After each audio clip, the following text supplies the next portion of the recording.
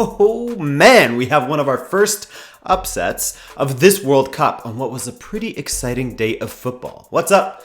I'm Adrian from Rabona TV and welcome to World Cup Daily, where we bring you up to date on everything that happened in Russia. Everything related to the World Cup, of course. This morning started out with Costa Rica and Serbia doing battle in Group E, and the first thing that I noticed was the size difference. The Serbians are huge, man, all over the pitch. Defense, attack, everywhere. Well, the Costa Ricans are pretty small. While Serbia don't play with the open attacking fluidity of a Brazil or a Mexico, for that matter, they did always look a threat going forward. And Costa Rica looked dangerous going forward as well, but they just couldn't figure out a way to get through that massive Serbian back line. So whenever they got around the Serbian box, their attack sort of fizzled out. Now, let's get to the goal, because Mitrovic deserves a lot of praise for his work on the ball in this game, as he was a headache throughout for the Costa Rican defenders. But in this moment in particular, he did well to get his body between the ball and the Costa Rican defender and almost force him to bring him down 29 yards from goal. 29 yards. Then Kolarov stepped up and hit yet another beautiful free kick, which was the third direct free kick scored in this tournament, equaling the number of direct free kicks scored in the 2014 tournament already. We haven't even seen all the teams play yet. From there, Serbia continued to focus on their defensive solidity, quelling most of the Costa Rican attacks with relative ease, while also having a few dangerous counters of their own. There was another moment in particular where Mitrovic was in on goal, and in my opinion should have just struck the ball, but tried to make the same move that he had made to win the free kick earlier, in which he got himself between the ball and the defender. But this time, when he went down, nothing was given. And so Serbia won the match 1-0. Winning their opening World Cup match for the first time in 20 years.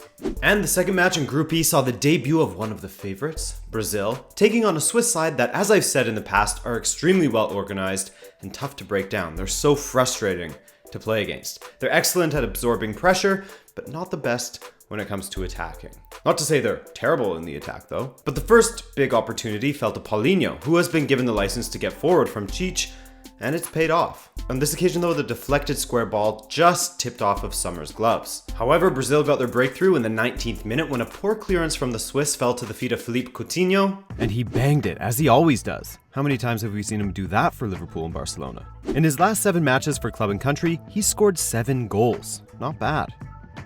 The rest of the half petered out a bit, however, with Switzerland adding very little attacking-wise, and Brazil finding it difficult to generate anything anywhere but down the left-hand side. 49% of their attacks came down the left through Marcelo and Neymar. Neymar, by the way, I think got fouled like 29,000 times in this match. It was hilarious at how obviously they were targeting him. Then, in the second half, the Brazilian defense went completely to sleep and Hoffenheim's Steven Zuber headed home from the corner kick. There was a lot of pace on the ball, so it was hard for Alisson to come out for it, but the defense was completely flat-footed. The Brazilians wanted it reviewed for a baby push by Zuber on Miranda, but there was nothing there for me. But Howard Webb claims that it should have been a foul, so I don't know. What's your opinion on it? Anyway, Zuber has been involved in 6 goals in his last 6 starts for the Swiss, with 4 for himself and 2 assists. From there, the game leveled out with not too many dangerous chances going in the Swiss direction, with Brazil doing their all to get the winner and failing.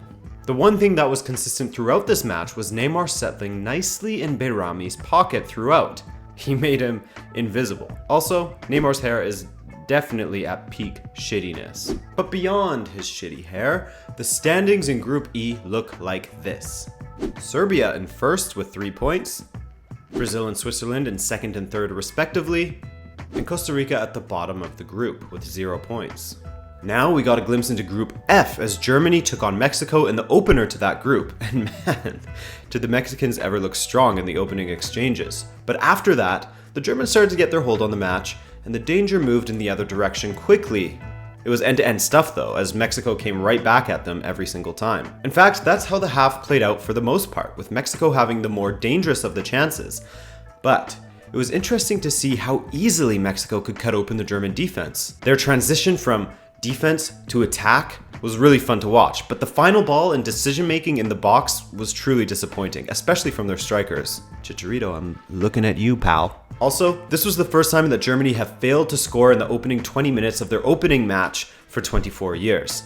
They really looked disjointed at times throughout this match. And in the 34th minute, that transition from defense to offense for Mexico and a rare solid pass from Chicharito paid off, as Hernandez sent Hirving Lozano clean through, he cut inside and slammed it past Manuel Neuer. 1-0 Mexico.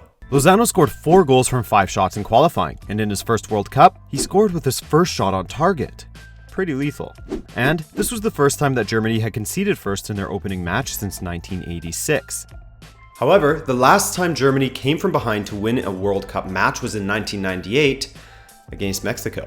Just a few minutes later, a Toni Kroos free kick looked destined for the top corner, but Memo Ochoa touched it off of the bar and out. In the second half, Germany still looked dangerous, but Mexico also looked a threat on the counter, and if it wasn't for Chicharito and his trash passing, they could have doubled their lead. Same goes with Raúl Jiménez as well.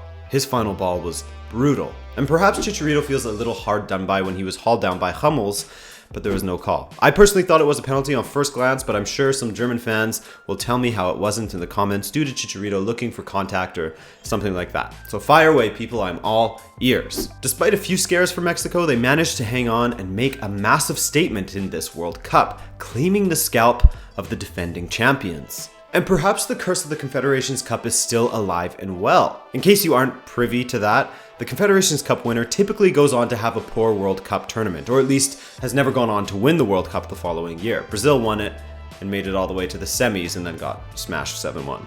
Oh yeah, and before I forget, respect to Rafa Marquez, who at 39 years old becomes the 3rd player ever to play in 5 World Cup tournaments. 2 of those 3 players are actually Mexican. Mexicans age well, man.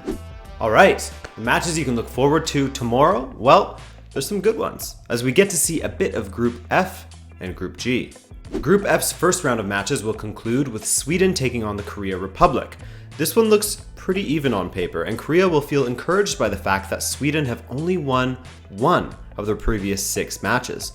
But wait, Korea has been just as bad, if not worse, as they have lost to Northern Ireland, Poland, Bosnia, and Senegal in their last 6 friendlies. Their coach, however, produced an absolute beauty of a quote when he said, quote, "We put 4 different numbers on our players' shirts in training to confuse the Swedish spies.